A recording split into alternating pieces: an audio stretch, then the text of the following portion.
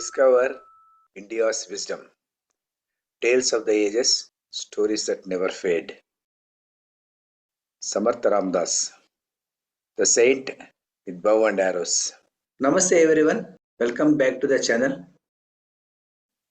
Friends, India has given the world many saints who taught renunciation. But history sometimes demands something more difficult. But it demands saints who teach society how not to collapse. Samartha Ramadas was one such extraordinary figure. He was not merely a mystic lost in meditation. He was a scholar, a social reformer, a nation builder, and above all, a fearless awakener of Hindu society at a time when it was psychologically defeated. Without understanding Samartha Ramadas, one cannot fully understand the rise of Chhatrapati Shivaji Maharaj, the moral foundation of the Maratha movement, and the survival of Hindu civilizational confidence. This is not devotional exaggeration, this is historical reality. What is his early life? Samartha Ramadas was born in 1608 CE, traditionally on Ramanavami Day, in Maharashtra. At the time of his birth, his name was Narayan. His father was Suryaji Pant Toshar and his mother Renubai, both devout and disciplined Brahmin family. His elder brother Gangadhar Pant Toshar was a respected scholar, deeply rooted in Vedic learning. The household environment was intellectually rich, but Narayan stood apart even as a child. When children of his age took toys and tales, he loved bhajans and kirtanas.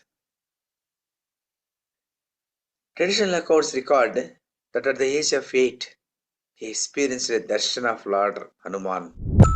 Hanuman initiated the Rama mantra and asked him to become the devotee of Lord Ram. Narayan became Ramadas, the servant of Ram, and started moving around with bows and arrows. He was hailed as Samartha since he was blessed by Lord Hanuman. To modern rational minds, this may sound extraordinary, but Indian philosophy has never reduced reality to only what the senses perceive. In Bharat, consciousness is considered expandable. Intense upasana is believed to refine perception. The divine is not belief imposed, but an experience attained. In the Indian tradition, divine vision is not fantasy, it is qualification based experience and a reality. Narayan's renunciation from samsara occurred during his early adolescence, around the age of 12. His mother wanted to see him as a groom on the marriage altar, and much against his will, the marriage was arranged. Narayan fulfilled her wish. The Bharat, a celebratory wedding procession, was done, and in silk costumes, he sat on the marriage altar. But when the Purohit arrived, he jumped from the marriage pandal and ran away, choosing spiritual vocation over household life. There was no rebellion, no emotional drama, no protest, just a silent, irreversible decision. At that moment, he had realized, my life does not belong to one household. It belongs to a wounded society. A great swimmer, he swam through a river and hid underneath the river with Jalastambhana Vidya, a special breathing technique to stay inside water for any number of days. His kith and kin called him aloud but in vain. He said, permit for my renunciation from samsara and I shall come out of water. His mother agreed. From that day onward, Narayan ceased to exist. Samartha Ramadas was born. This episode is often compared to Adi Shankara's renunciation at the age of 8, and the comparison is valid. Both show precocious vairagya, clarity without confusion, fearlessness without rebellion. But their missions diverged. Shankara addressed a philosophical crisis. Ramadas responded to a social and civilizational crisis. Who is the Guru of Samartha Ramadas? Samartha Ramadas is not associated with any clearly documented human guru. Instead, tradition recognizes Lord Rama as his Ishtadevata, Hanuman as his model of strength, devotion, and service. This does not imply lack of learning. On the contrary, with the steadfast upasana of Lord Ram, Ramadas mastered scriptural ethics, social psychology, leadership principles, and Vedantic insight. His authority arose from sadhana and lived realization, not institutional lineage. The historical background of the time is really worth understood. Samartha Ramadas was born at an age when large parts of India were experiencing repeated Muslim invasions, systematic destruction of Hindu temples, heavy taxation, and religious discrimination, forced conversions in several regions, and most dangerously, a growing sense of helplessness among Hindu populace. These are documented historical facts, not polemics. The greatest damage of this era was not physical alone, it was psychological. Many people had begun to believe resistance is futile, strength is unspiritual, and suffering is destiny. The mission of Samartha Ramadas in his entire life is to break this mindset. A society that loses its inner strength cannot protect its values, dignity, or future, a concept later picked up by Swami Vivekananda in early 20th century. The rotten social atmosphere of 17th century India needed not strike philosophy but philosophy in action. Ramdas' response was not reactionary violence, it was a disciplined strength anchored in dharma. And after renunciation, Ramadas traveled extensively. Nashik, Chitrakoot, Varanasi, Ujjaini, Tanjavur, Rameshwaram, Dwaraka, and many other places. In all these places, he engaged in discourses with the scholars and ordinary people.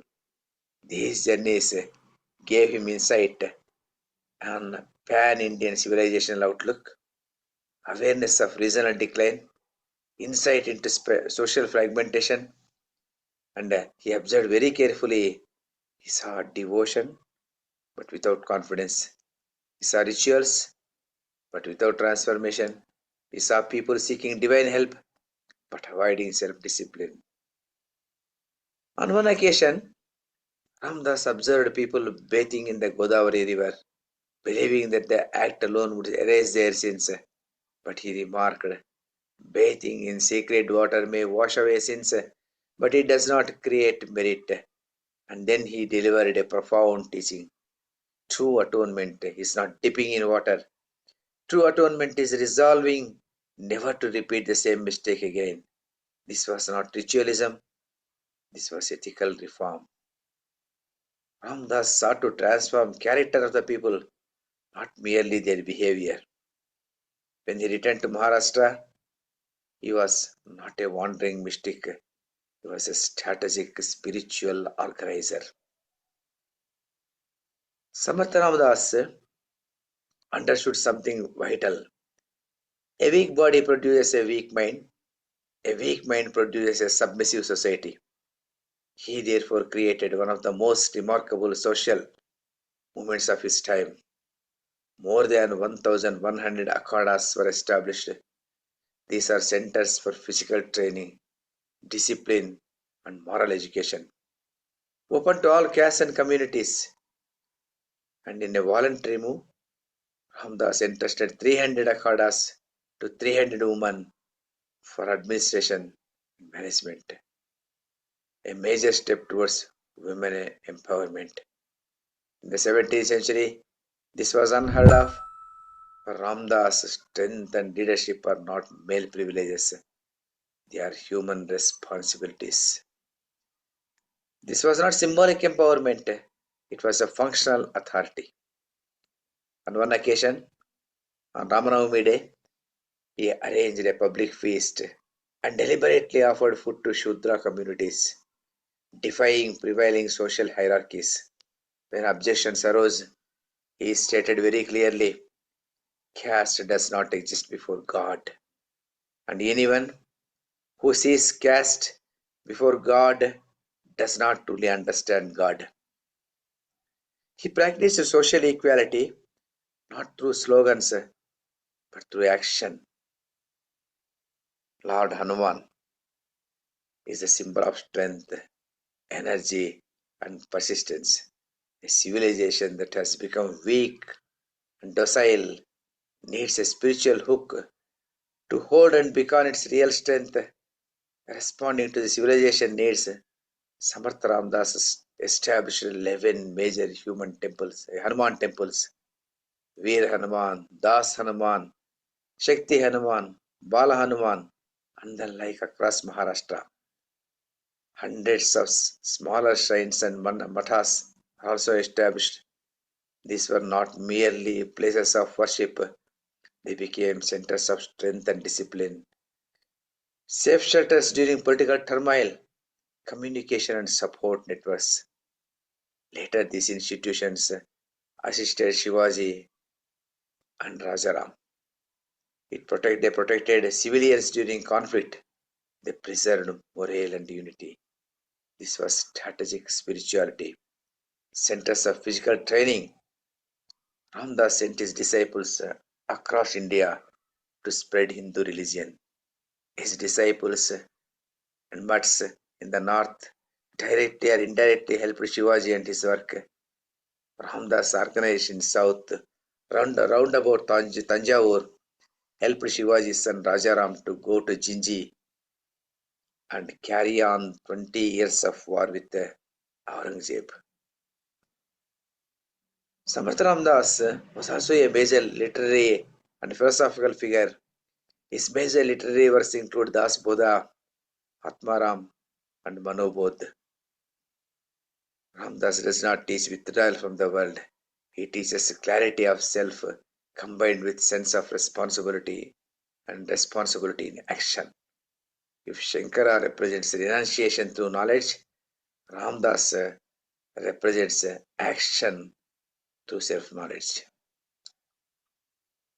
Traditional accounts record that he experienced the darshan of Lord Ram, Lakshman, Sita at Chitrakoot. Lord Hanuman initiated the Trayodasi Rama mantra to Ramdas in this place. The mantra, Sri Rama Jaya Jaya Rama. This he pronounced, practiced, and perfected. He institutionalized and energized it to all his disciples.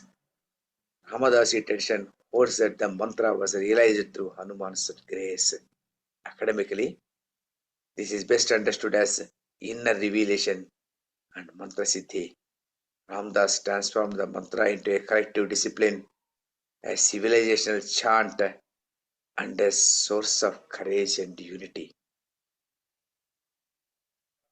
Shivaji Maharaj met Samartha Ramadas notably at Chitrakoot.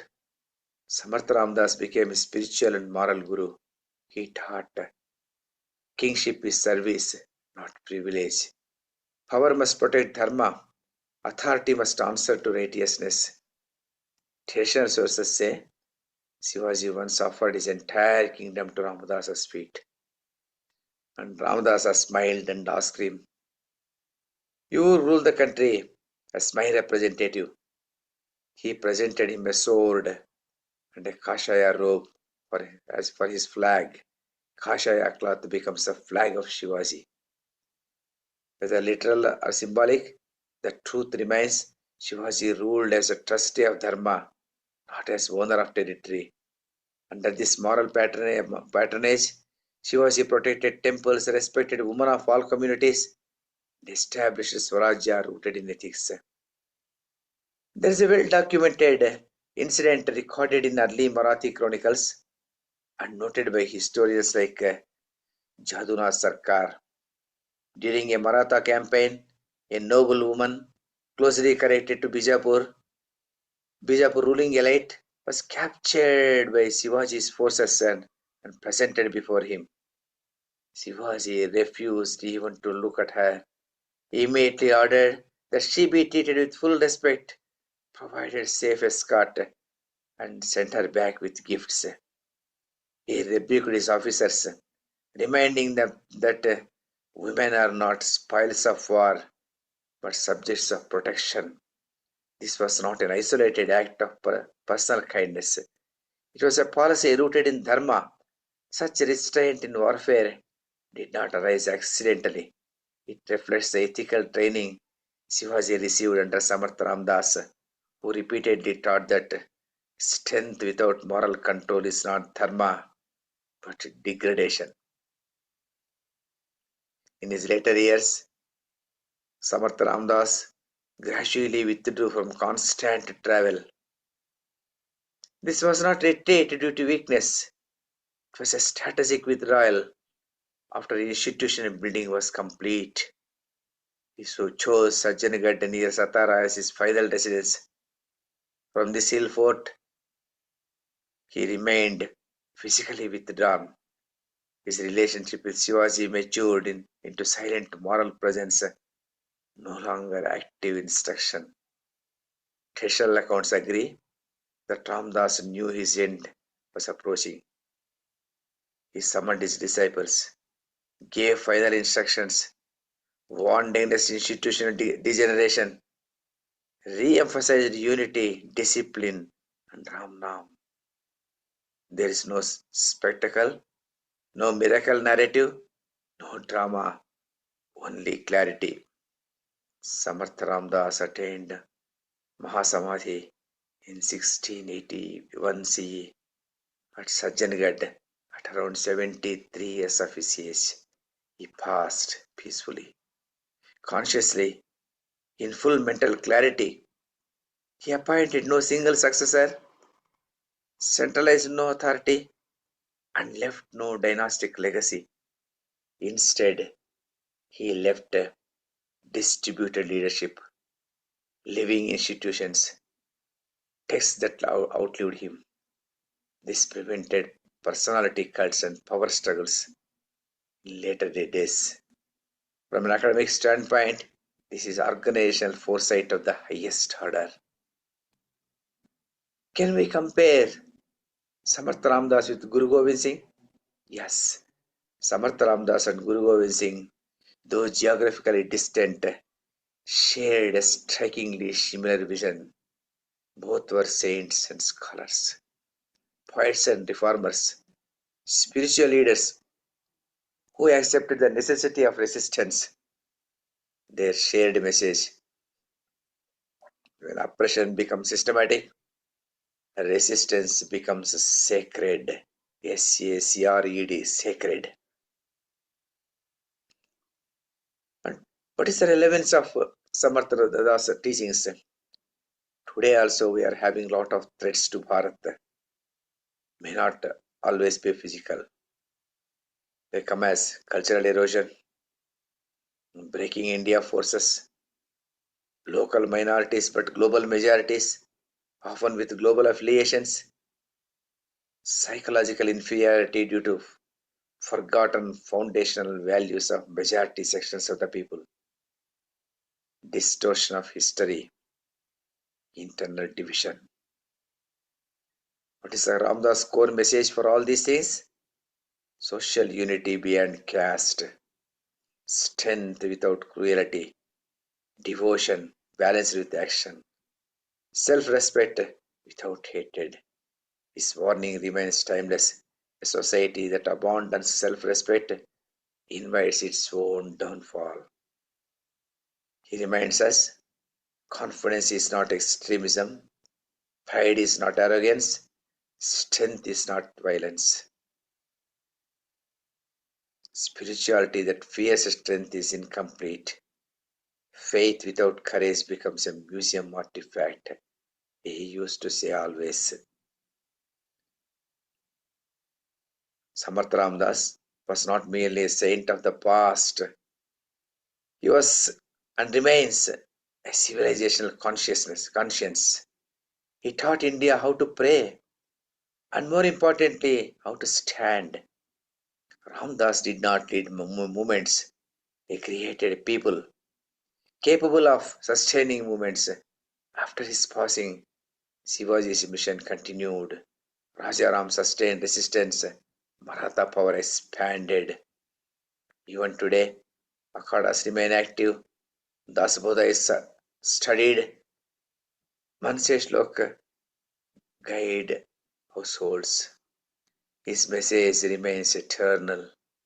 Strength without ethics becomes tyranny, and ethics without strength becomes helplessness. Samartha Ramadas entered history without fear, shaped it without hatred, and left it without attachment. That is why his life does not end as biography, it endures as a blueprint for civilizational resilience. That is why his story belongs in tales that never fade. Thank you, all of you, for listening. Please make your comments in the comment box and share it. People who are patriots of this great country. Thank you, all of you.